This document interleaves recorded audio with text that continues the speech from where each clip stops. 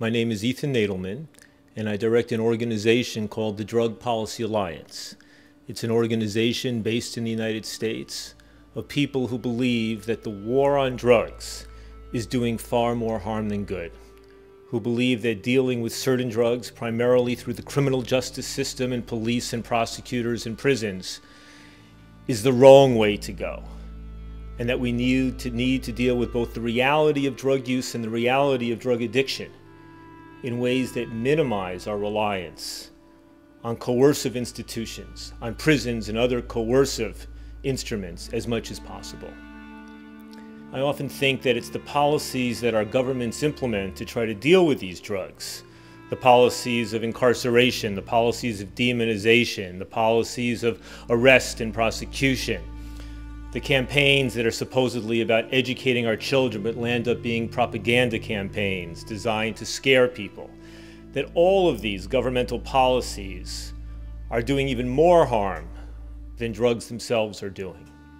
If somehow we could snap our fingers and there would no longer be any drugs in the world whatsoever, would there be no more addiction?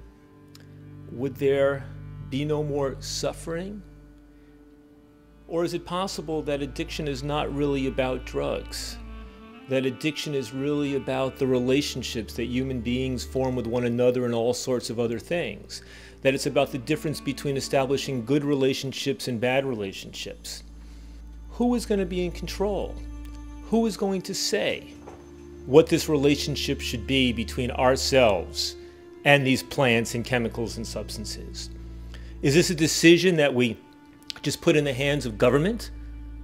Is it a decision we put just in the hands of doctors, just in the hands of the pharmaceutical companies and the tobacco companies and the alcohol companies and all the other corporations that profit off of the production and sale of these things?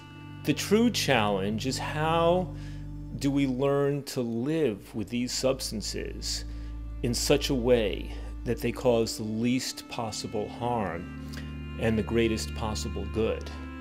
What will cause people to wake up and say stop? What will cause people to say enough is enough?